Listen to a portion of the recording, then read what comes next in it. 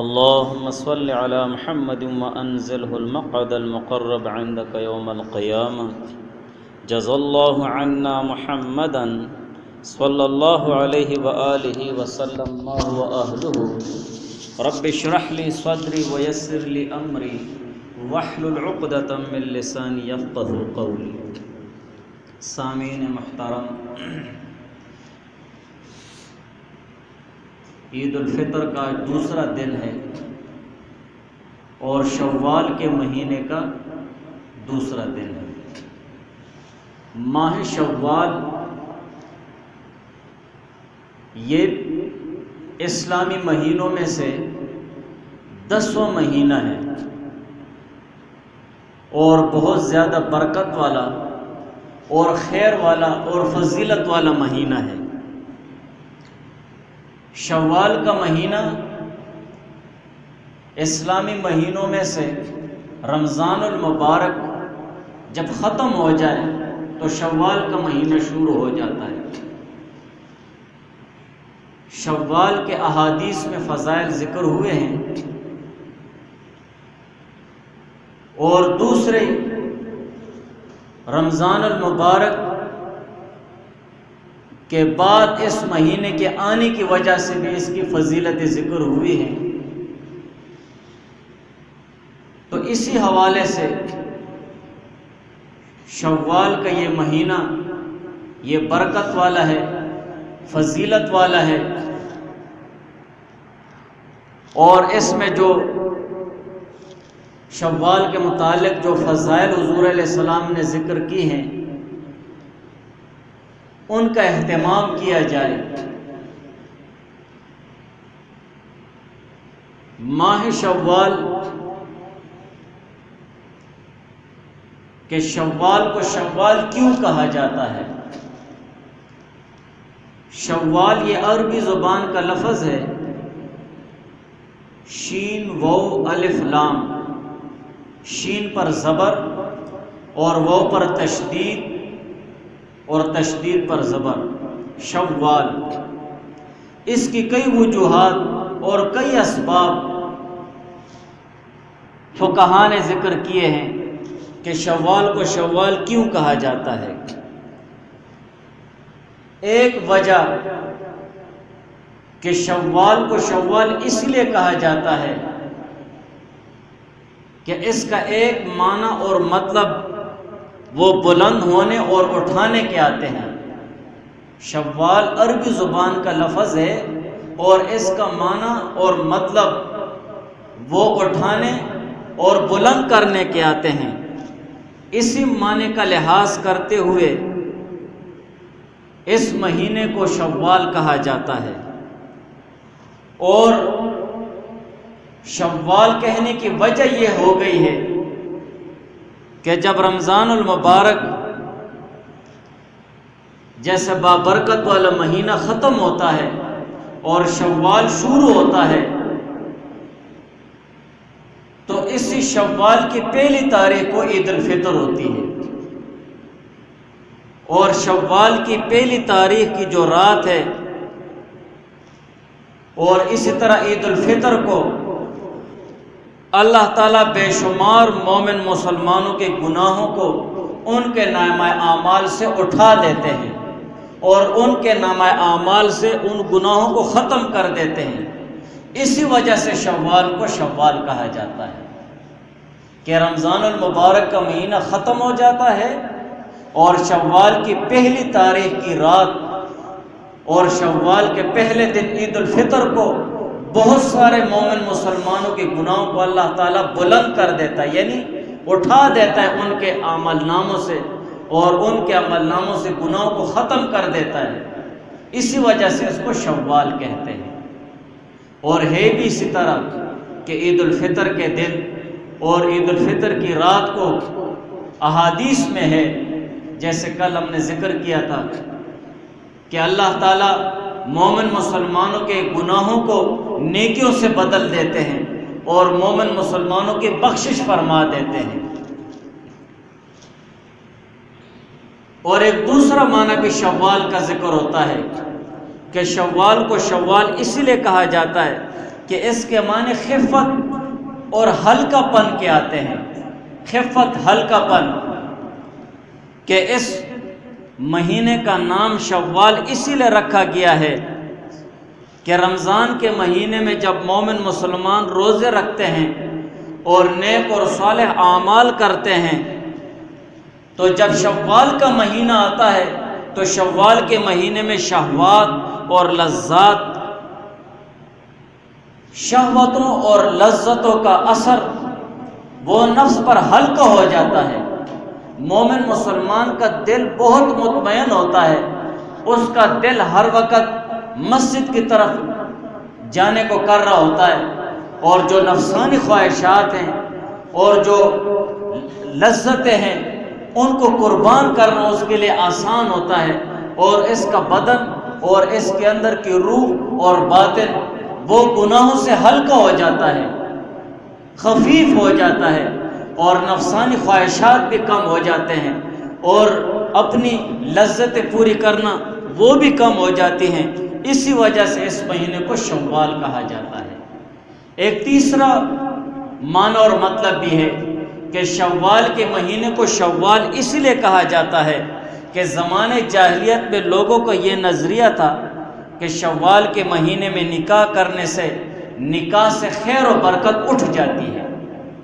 شوال کے مہینے میں نکاح کرنے سے وہ نکاح سے خیر و برکت اٹھ جاتی ہے، اس لیے زمانے جاہلیت میں اس مہینے کو بدفالی لینے کے طور پر شوال کہا جاتا تھا۔ لیکن حضور علیہ السلام نے زمانے جاہلیت کی اس رسم کو اور شوال کے مہینوں کو بدفالی کے طور پر شوال کہنے کی رسم کو حضور علیہ السلام نے ختم فرمایا، اور اس کی تردید اس طور پر فرمائی ہے کہ حضرت عائشہ رضی اللہ تعالیٰ عنہا کے ساتھ حضور علیہ السلام نے شوال کے مہینے میں نکاح فرمایا، اور رخصتی بھی اسی مہینے میں ہوئی۔ لہٰذا زمانے جاہلیت کی جو رسم چلی کہ شوال کو شوال اس لیے کہتے ہیں کہ اس میں نکاح کرنے سے نکاح کی خیر و برکت اٹھ جاتی ہے اور نکاح کی خیر و برکت ختم ہو جاتی ہے۔ لیکن حضور علیہ السلام نے اپنے عمل کے ذریعے سے اس نظریے اور اس تصور کو اس طور پر ختم فرمایا کہ حضور علیہ السلام نے حضرت عائشہ رضی اللہ تعالی عنہا کے ساتھ اسی مہینے میں شوال کے مہینے میں نکاح بھی فرمایا اور رخصتی بھی ان کی ہوئی۔ جیسے ہمارے عام معاشرے میں لوگ کہتے ہیں کہ محرم میں نکاح نہیں کرنا چاہیے، یہ غلط ہے، یہ غلط تصور ہے۔ نکاح تو کوئی گناہ کا کام نہیں ہے۔ محرم برکت کا مہینہ ہے، عزت کا مہینہ ہے، اس میں گناہ مت کرو۔ نکاح تو بذات خود ایک عبادت ہے۔ ہاں جماع کا مسئلہ ہے تو وہ جس وقت مومن مسلمان عمرے کے دوران ہو یا حج کے دوران ہو تو وہ نکاح کر سکتا ہے، عمرے کے دوران بھی اور حج کے دوران بھی نکاح کر سکتا ہے، بس بات اتنے کہ جماع نہیں کر سکتا ہے، اس لیے کہ جماع سے حج ٹوٹ جاتا ہے۔ بہرحال تو محرم میں بھی نکاح وہ ناجائز نہیں ہے، بالکل نہیں، نہ مکروہ بلکہ فضیلت کا باعث ہے، اسی لیے برکت اور حرمت اور عزت والا مہینہ ہے۔ شوال کو مکرم بھی کہا جاتا ہے، جیسے کہا جاتا ہے الشوال المکرم، تو شوال المکرم، شوال کو مکرم اس لیے کہا جاتا ہے کہ مکرم کے معنی ہے اکرام والی چیز اور عزت والی چیز اور احترام والی چیز، اور یہ مہینہ بھی شوال کا مہینہ بھی شریعت کی نظر میں کئی طرح سے اکرام والا، عزت والا اور فضیلت والا مہینہ ہے، اسی لیے اس کو شوال المکرم بھی کہا جاتا ہے۔ تو یہ شوال کو شوال کہنے کی کئی وجوہات وہ فقہاء نے ذکر کی ہے۔ بہرحال ماہ شوال کے فضائل، ویسے تو فقہاء نے بہت زیادہ فضائل اس کے ذکر کیے ہیں کہ شعبان کا مہینہ آتا ہے، شعبان کے بعد رمضان کا آتا ہے، شعبان کی فضیلت رمضان سے بڑھ جاتی ہے، اور اسی طرح شعبان کی اپنی فضیلت کی احادیث میں آئی ہے، اور پھر رمضان کا مہینہ آتا ہے تو رمضان کی فضیلت وہ اللہ تعالیٰ نے قرآن اور حدیث میں قرآن میں ذکر کیے اور حضور علیہ السلام نے احادیث میں ذکر کیے۔ پھر رمضان کے بعد شوال کا مہینہ آتا ہے، تو شوال کی ایک فضیلت تو اس وجہ سے ہے کہ یہ رمضان کا پڑوسی مہینہ ہے، یہ رمضان کا پڑوسی مہینہ ہونے کی وجہ سے اس کی فضیلت بڑھ جاتی ہے۔ اور دوسری فضیلت اس کی یہ ہے کہ اس کی فضیلت احادیث میں بھی ذکر ہوئی ہے۔ تو رمضان کا یہ مبارک مہینہ اور برکتوں کا مہینہ، یہ پورے سال مومن مسلمان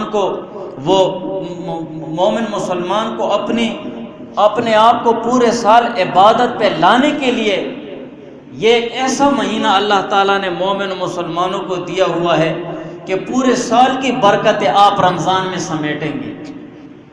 آپ رمضان المبارک میں عبادت کر کر کے آپ 11 مہینوں کے لیے عبادت کے خوگر ہو جاؤ گے اور عادی ہو جاؤ گے۔ تو رمضان المبارک کی جو برکتیں ہیں اور جو رحمتیں ہیں وہ پورے سال مومن مسلمان کو حاصل ہوتی رہتی ہیں، بشرطے کہ رمضان کا صحیح احترام اور اس کا حق ادا کرے، کیونکہ رمضان پورے سال کا اصلاحی کورس ہے، پورے سال کا اصلاحی کورس ہے، اور شوال کا مہینہ جیسے شروع ہو جاتا ہے تو یہ سالانہ کورس مکمل ہو جاتا ہے، سالانہ کورس مکمل ہو جاتا ہے۔ اسی وجہ سے رمضان کے اثرات وہ شوال میں زیادہ تر و تازہ ہوتے ہیں اور بہت زیادہ مخصوص ہوتے ہیں شوال کے مہینے میں۔ اور یہ حقیقت ہے کہ ہر چیز کی صحبت کا اثر اس کے پڑوسی کو ضرور حاصل ہوتا ہے۔ آپ کا جو پڑوسی ہوگا اس کا اثر آپ میں ظاہر ہوگا۔ آپ جس چیز کے ساتھ زیادہ پڑوس رکھیں گے اس چیز کا اثر آپ میں ظاہر ہوگا۔ تو یہی وجہ ہے کہ ہر چیز کی صحبت کا اثر اس کے پڑوسی کو حاصل ہوا کرتا ہے، لہٰذا رمضان کا اثر شوال پر لازمی ہو گیا پڑوسی ہونے کی وجہ سے۔ جب رمضان کا اثر شوال میں ہوتا ہے تو اسی وجہ سے اس ماہ میں 6 روزے رکھنے کی بڑی فضیلت احادیث میں آئی ہے کہ ابھی انہوں نے رمضان کے روزے رکھے ہیں، رمضان کا اثر شوال میں باقی ہے، شوال میں وہ اثر تر و تازہ ہے، اسی وجہ سے احادیث میں وہ 6 دن وہ روزے رکھنے کی ترغیب آئی ہے کہ اس میں روزے رکھے جائیں۔ اور اسی وجہ سے بعض علماء نے شوال کے روزوں کی رمضان کے روزوں کے ساتھ وہی حیثیت فرمائی ہے جو سنت نماز کو فرضوں کے ساتھ ہوتی ہے۔ ہم فرض نماز سے آگے اور پیچھے سنتے پڑھتے ہیں، تو ان سنتوں کا جو تعلق فرض نماز کے ساتھ ہے وہی تعلق شوال کے 6 روزوں کا ہے وہ رمضان کے فرض روزوں کے ساتھ ہے۔ جیسے ہم فرض نماز پڑھتے ہیں اور یہ سنت نماز یہ مکملات للفرائض ہے، فرض نماز اس کے ساتھ پوری ہو جاتی ہے، اکمل ہو جاتی ہے۔ اگر فرضوں میں کوئی کمی کوتاہی رہ گئی ہے تو سنتوں اور نفلوں سے پوری ہو جاتی ہے۔ اسی طرح رمضان کے جو روزے ہیں یہ فرض روزے ہیں اور شوال کے جو روزے ہیں یہ مستحب اور نفل روزے ہیں۔ اگر رمضان کے فرض روزوں میں کوئی کمی بیشی آئے گی تو شوال میں روزے رکھ کر وہ فرض روزوں میں جو کمی بیشی آئے گی وہ اس سے پوری ہو جائے گی۔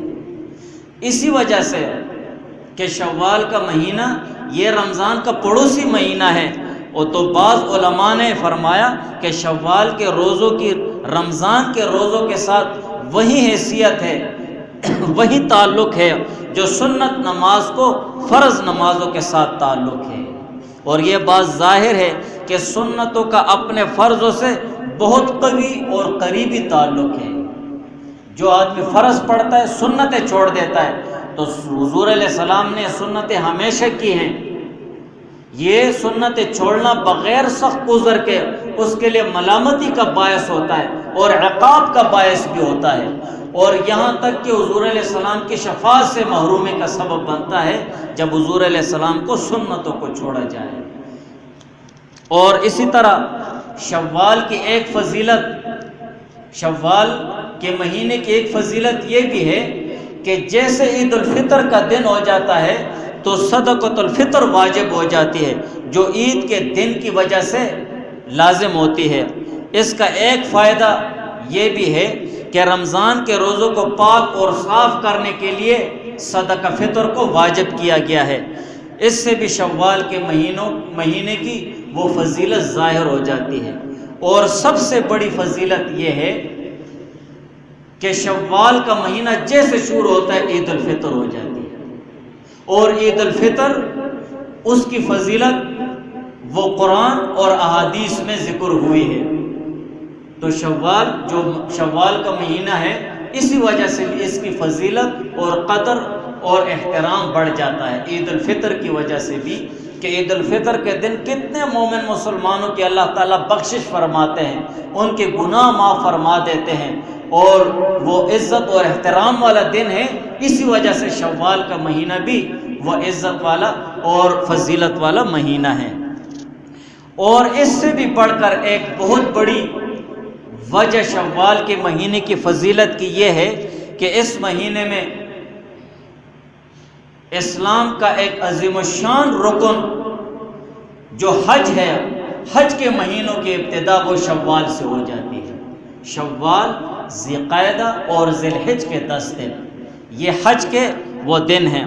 تو جو اسلامی تہوار ہے اور عظیم الشان وہ رکن ہیں حج، وہ اس مہینے سے حج کے مہینہ وہ شروع ہو جاتے ہیں۔ اسی وجہ سے شوال کی فضیلت اور بھی بہت زیادہ بڑھ جاتی ہے۔ گویا کہ شوال سے لے کر 10 ذی الحج تک آپ وہ احرام باندھ سکتے ہیں۔ بہرحال شوال کے 6 روزوں کی فضیلت ابو ایوب انصاری رضی اللہ تعالیٰ عنہ سے یہ روایات نقل کی گئی ہیں۔ ابو ایوب انصاری رضی اللہ تعالیٰ عنہ سے روایت ہے کہ ان رسول اللہ صلی اللہ علیہ وسلم قال من صام رمضان ثم اتبعہ 6 من شوال فکأنما کان کصیام الدہر، کہ حضور علیہ السلام نے فرمایا جس نے رمضان المبارک کے روزے رکھے اور اسی طرح پھر رمضان المبارک کے روزے رکھنے کے بعد شوال کے 6 روزے رکھے، کان کصیام الدہر، تو اس کا یہ عمل ایسا ہے کہ گویا اس نے ہمیشہ روزے رکھے، ہمیشہ برابر روزے رکھتا رہا۔ اتنی بہت بڑی ان کی فضیلت ہے۔ اور دوسرے الفاظ میں آئے کہ ابو ایوب انصاری رضی اللہ تعالیٰ عنہ سے ایک روایت ان الفاظ کے ساتھ بھی ہے، سمعت رسول اللہ صلی اللہ علیہ وآلہ وسلم، کہ میں نے حضور پاک صلی اللہ علیہ وسلم کو سنا، یقول، حضور علیہ السلام نے فرمایا، من صام رمضان و 6 من شوال، کہ جس نے رمضان کے روزے رکھے اور پھر شوال کے مہینے میں 6 روزے رکھے، فکأنما صام السنۃ کلھا، گویا کہ اس نے پورے سال روزے رکھے، گویا کہ اس نے پورے سال روزے رکھے۔ اور پورے سال اور ہمیشہ روزے رکھنے کی فضیلت اس طور پر ہے کہ رمضان کا مہینہ اگر 29 کا ہو، 29 دن کا ہو، تب بھی اللہ تعالیٰ اپنے فضل اور کرم کے ساتھ 30 روزوں کا ثواب دیتے ہیں، تب بھی اللہ تعالیٰ 30 روزوں کا ثواب دیتے ہیں۔ اور شوال کے 6 نفلی روزے شامل کر کے وہ بعد کے جو شوال کے 6 روزے ان کو 30 کے ساتھ ملاؤ تو 36 روزے ہو گئے ہیں۔ جب 36 روزے ہو گئے ہیں تو اللہ تعالیٰ کے کریمانہ اور اللہ تعالیٰ کا فضل کا معاملہ یہ ہے کہ الحسنۃ بعشر امثالھا، کہ ایک نیکی 10 کے برابر ہے، ایک کے بدلے اللہ تعالیٰ 10 کا اجر عطا فرمائیں گے۔ جب 10 کا اجر عطا فرمائیں گے تو 36 کو 10 کے ساتھ ضرب دو تو 360 ہو جائیں گے، 360 دن ہو جائیں گے۔ اور اسی طرح پورے سال کے جو دن ہیں تو وہ 360 نہیں ہوتے قمری، بلکہ تقریباً 354 ہوتے ہیں۔ تو جس نے رمضان کے مہینے کے روزے رکھے اور پھر اس کے بعد وہ شوال کے مہینے میں 6 روزے رکھے تو اللہ تعالیٰ اس کو ہمیشہ روزے رکھنے کے برابر اللہ تعالیٰ اس کو اجر ثواب عطا فرمائیں گے۔ اور اسی طرح اجر ثواب کے لحاظ سے پورے سال گویا کہ اس نے روزے رکھے ہیں، پورے سال۔ اور شوال کا یہ مہینہ ہے بہت فضیلت اور برکت والا مہینہ ہے۔ جتنا بھی ہو سکے ہمیں کوشش کرنی چاہیے کہ ہم یہ 6 نفلی روزے وہ رکھ لیں، اور ان 6 نفلی روزوں کو آپ شوال کے پورے مہینے میں پے در پے بھی رکھ سکتے ہیں۔ ایک دن روزہ کیا، ایک دن چھوڑ دیا، تب بھی جائز ہے، جیسے آپ کے لیے آسان ہو۔ لیکن 6 نفلی روزے رکھنا ہے شوال کے مہینے کے اندر اندر، تو کوشش کرنی چاہیے کہ ہم ان روزوں کا اہتمام کر لیں اور اپنے گھروں میں بھی بتا دیں۔ فی الحال روزہ رکھنا وہ بوجھ نہیں بنتے ہیں، گھروں میں بھی ہم بتا دیں ہماری جو مائیں بہنیں، تاکہ وہ اس فضیلت سے محروم نہ رہیں۔ یہاں جو فضائل ذکر ہو جایا کرے کوشش کرنی چاہیے کہ گھر میں بتا دینا چاہیے تاکہ ان کو بھی یہ فضیلتیں حاصل ہوں۔ دعا کرو۔